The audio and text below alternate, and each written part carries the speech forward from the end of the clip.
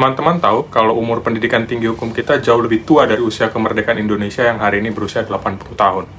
Tahun lalu, sejarah dimulainya pendidikan tinggi hukum di Indonesia genap 100 tahun. Usia ini terhitung sejak didirikannya Rice Law School yang fundamennya diletakkan oleh Profesor Paul Scholten tahun 1924 di Hindia Belanda. Di meriahnya peringatan kemerdekaan hari ini, rasanya tepat juga untuk merefleksikan bagaimana sektor hukum Indonesia kita yang masih banyak persoalan ini, apalagi sektor penegakan hukum, dari kacamata pembenahan pendidikan tinggi hukum atau sekolah-sekolah hukum kita. Tentu ini pendapat pribadi, agak panjang sedikit, dan bisa jadi berbeda dengan Anda sekalian. Refleksi ini sekaligus harapan agar di usia Indonesia yang ke-80 dan kedepannya, kita benar-benar bisa menunjukkan komitmen dan konsistensi Indonesia sebagai negara hukum.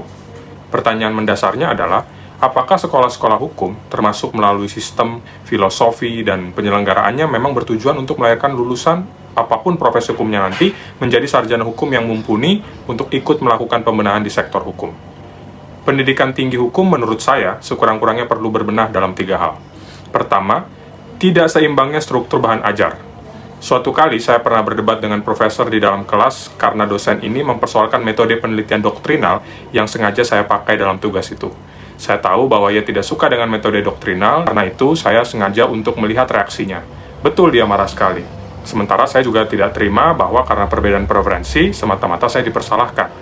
Perbedaan seperti yang terjadi antara saya dengan profesor itu, boleh jadi merefleksikan bahwa pendidikan tinggi hukum belum dapat menyeimbangkan bobot pemberian materi pengajaran tentang hukum-hukum teknis, doktrin hukum, dan hukum-hukum acara, sehingga mereka siap kerja, dengan materi yang mengasah sensitivitas dan kepekaan seseorang kelak menjalankan profesinya. Misalnya kita bisa menyebut pengantar filsafat, etika profesi, sosiologi, antropologi, ekonomi, politik, bahkan psikologi.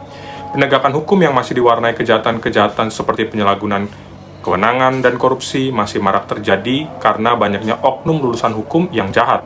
Mereka adalah hasil pendidikan tinggi hukum yang hanya berorientasi agar lulusannya bisa segera bekerja. Kecenderungan melahirkan lulusan hukum hanya siap bekerja ini membuat mereka mudah tergoda melakukan pelanggaran hukum dalam profesi yang mereka jalani. Namun di sisi lain, kecenderungan untuk membawa pendidikan tinggi hukum serta-merta sama begitu dengan pendidikan dalam ilmu sosial yang lain, dan menafikan pentingnya penguatan pada kurikulum hukum teknis, potensial membuat penegakan hukum yang pasti dan tegas juga akan bermasalah. Keduanya perlu keseimbangan. Sekolah-sekolah hukum perlu melihat kembali struktur bahan ajar agar menghasilkan pengemban profesi hukum yang berimbang. Kedua, fokus pemerintah telah banyak terpusat hanya pada pembenahan sektor pendidikan tinggi, bidang sains dan teknologi, sesuatu yang sangat dapat dimengerti melihat perkembangan teknologi saat ini. Namun, perlu juga perhatian yang sama diberikan kepada pendidikan tinggi hukum. Tanggung jawab pengembangan, pengawasan, penyelenggaraan pendidikan tinggi hukum tidak cukup hanya melalui kementerian yang menaungi pendidikan tinggi, melainkan melibatkan kementerian lain atau lembaga lain seperti Kementerian Hukum, Kejaksaan Agung, bahkan pelibatan Mahkamah Agung. Peran kementerian dan lembaga negara selain Kementerian Pendidikan Tinggi ini khususnya diperlukan dalam hal pembenahan struktur bahan ajar sebagaimana dimaksud pada poin pertama tadi. Aspek praktis hukum oleh lembaga-lembaga itu akan mendorong apa yang dipelajari mahasiswa sejalan dengan kualifikasi lulusan seperti apa yang dibutuhkan sektor hukum. Lagi pula, menurut Profesor Sunaryati Hartono, salah satu fokus penting pembenahan sektor hukum kita adalah juga pada sektor peradilan, kepolisian, dan kejaksaan.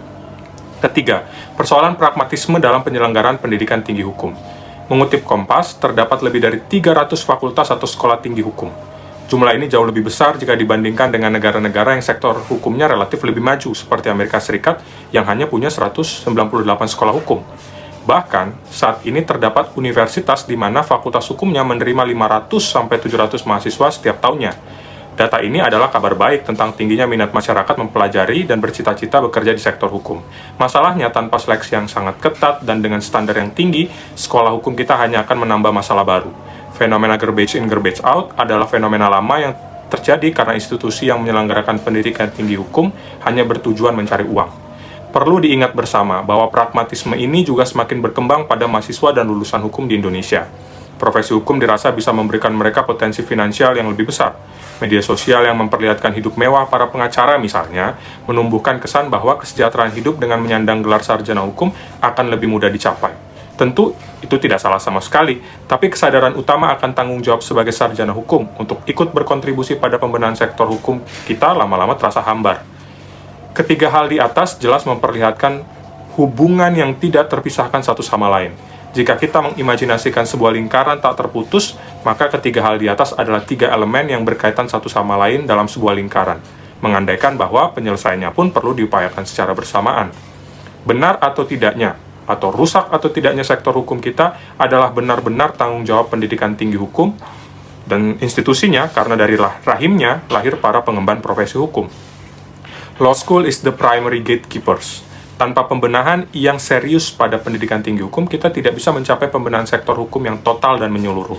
Tentu, pada ujungnya kita tidak bisa menegakkan komitmen kita sebagai sebuah negara hukum yang benar, bersih, dan berkeadilan.